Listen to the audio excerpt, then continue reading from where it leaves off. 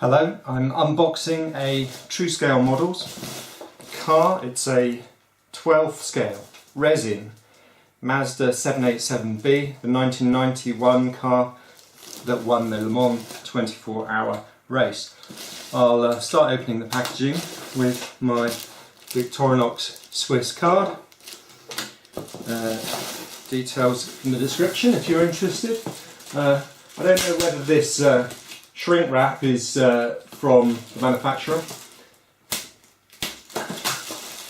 or whether it's from Escala 18, who are the supplier of the model to me. Again, a link below to their shop on eBay. They are in Bilbao in Spain. Right, let's get the noisy stuff out of the way.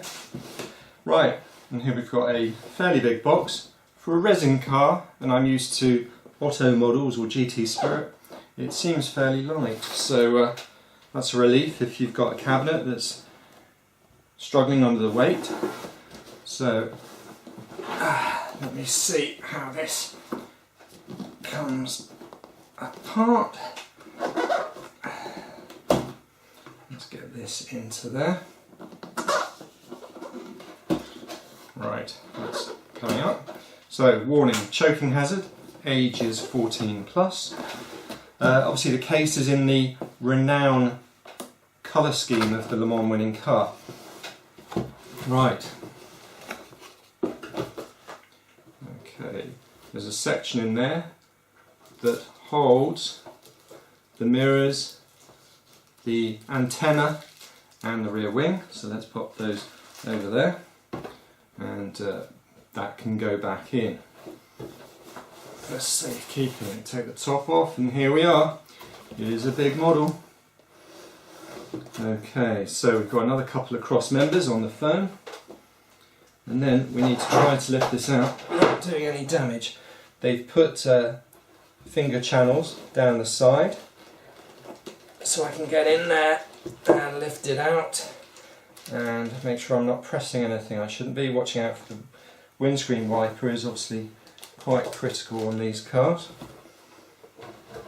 Right, okay. Let's take it out of the bag. Immediately I'm noticing the detail, the saturation of that orange is fantastic. I don't know if you get that on the camera. And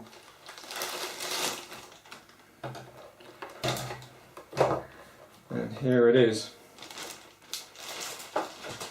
Okay, so notice on the front wheels they've got the brake disc ducting for the air, to get the airflow in through the brakes.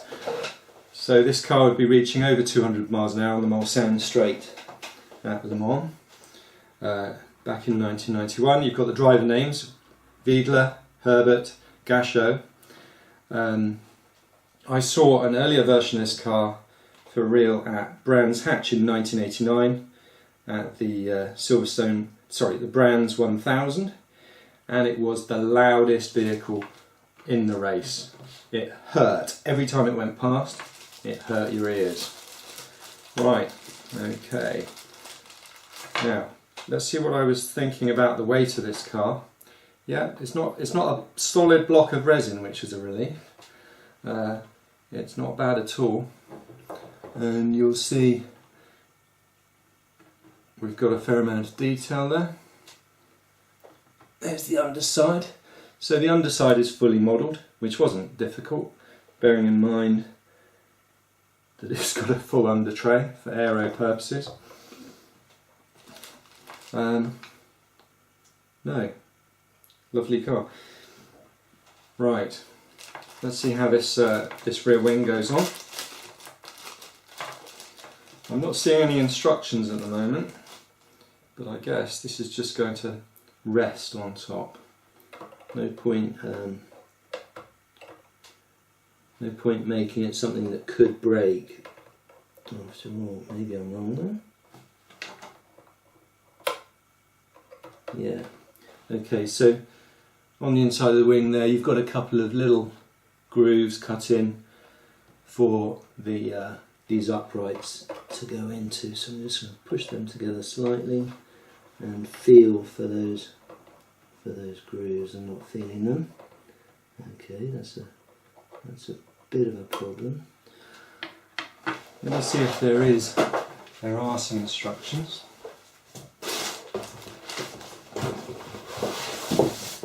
And look at that, we've got lovely containing foam there. No instructions. This is model number TSM 151201. There were only 999 pieces of this model made. It's a model of the 4-rotor engine car, which was naturally aspirated, not turbocharged. It is going to cost you between £300 and £500, which would probably be €400 to €600 or dollars. So expect a good level of detail. Let's try this wing again. Okay, I've got the gurney flap at the back end, nicely reproduced in a stainless steel looking material. It probably is stainless steel.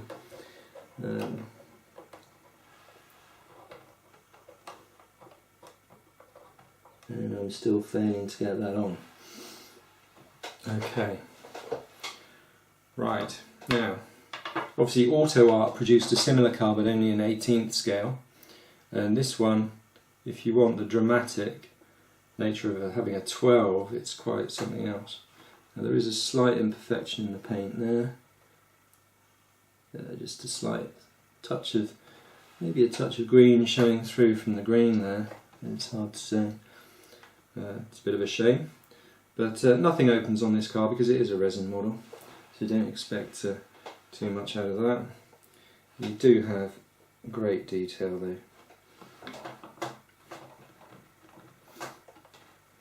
Looking at the rear of the car, obviously all the usual stuff. You'd be hard pressed to tell this from the real car in some respects. Again, another stainless gurney strip on the back edge of the body.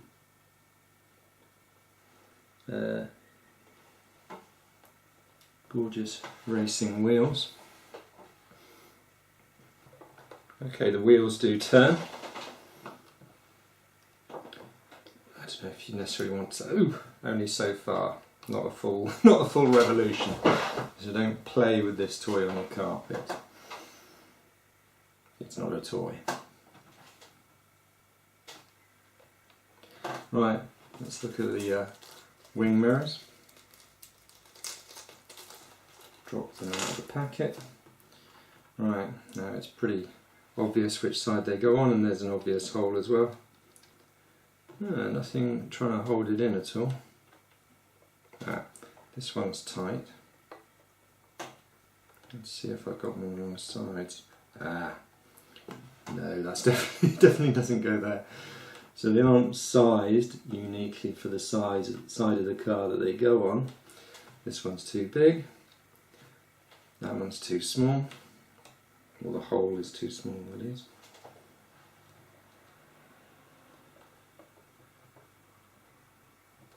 Okay, not great. Okay, let's have a look at the antennas. I'm going to take that off because I'm going to hit it.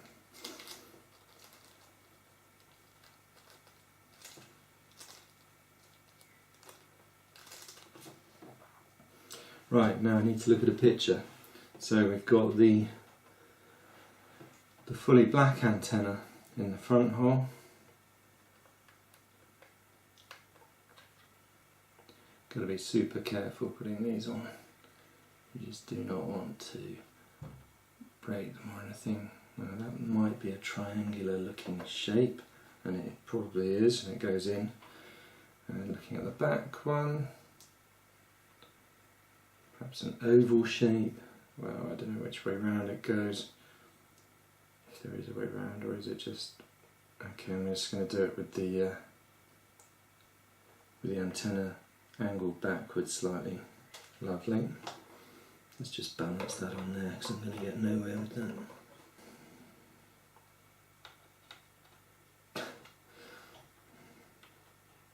Obviously I'm going to have to take a knife to this? Well, got my handy Victorinox Swiss carb there. It's probably the paint that's made it too big. Let's face it, when you do the CAD model, you don't put a layer of paint over the CAD model.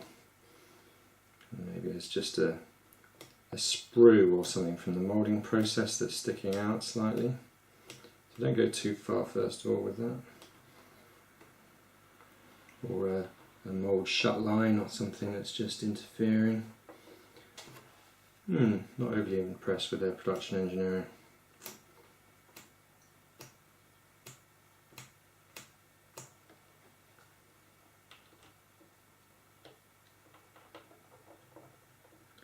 Okay, it feels like it's beginning to go in, but not quite. And of course, I can't tell where it's struggling to get in.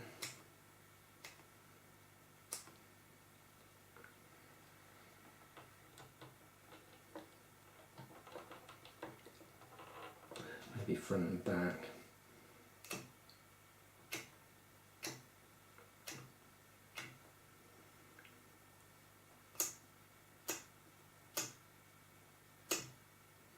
What you don't want to do is start getting paint off the actual part of this that's above the body. Okay, it's close. And I don't want to make it too easy because I'd loved it to stay in there without any further effort. That's feeling pretty good. It's feeling like it might be at the right angle. Right, let's leave it there for now. That one I'm going to have to put something against it to hold it tight. Okay, let me just show you that inconsistency in the paint there, if I can get in enough. Oh yeah, there we go. Yeah. And let's just look at the angle of this. Okay, as you can see, that's not flush as it should be. This one, though I've worked on it, is a lot better.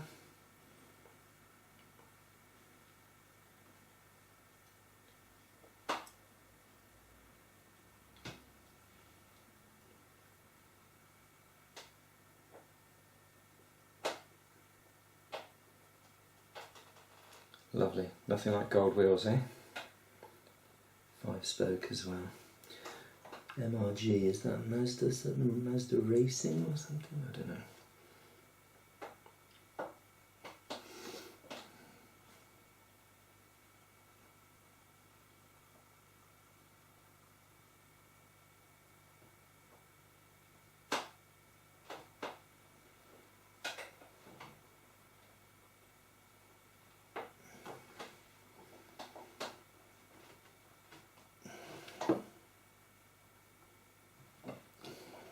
Looking in at the Venturis, you've got the whole kit and caboodle there. Unlike some of the publicity photos, the front splitter isn't on the ground. I imagine it gets pretty close to the ground when you're on the Mulsanne straight at over 200, but this one's standing still, so it shouldn't really be on the ground, so that's a relief that it wasn't. No doubt that was a pre-production vehicle. Publicity shots. Let's see what we can see in the cockpit. Okay, I've got a lot of light coming in there. Let's try the other side.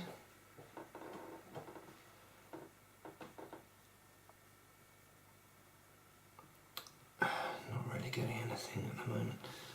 Okay.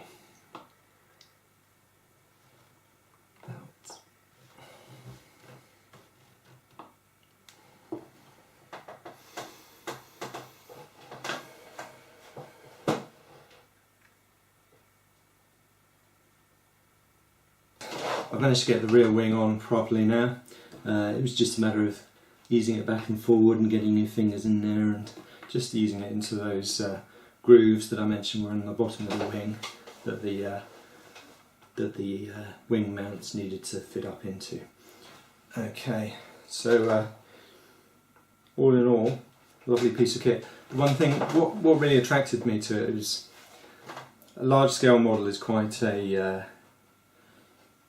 when people see it, they're quite astounded by it, especially with the level of detail. You don't necessarily need to display your models open. Yeah, if you want to do that with this car, you get the Auto Art 18th scale one to see all the engine detail. But of course the engine bay in a rotary engine car isn't going to be much. A bit like a 911 really. You're not going to, wow, look at that lovely engine, look at those lovely heads or whatever. You're not going to see a great deal in there. The engine is tiny on this car.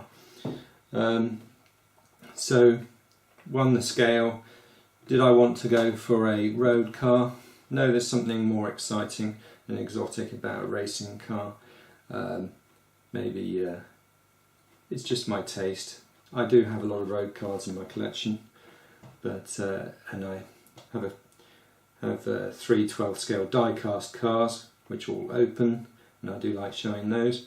They're typically 70s, 60s, 70s, 80s cars. Actually, there's 3, but this, I don't know if I'd want a newer car, a more modern, say a 2000s car or a car from the 2010s.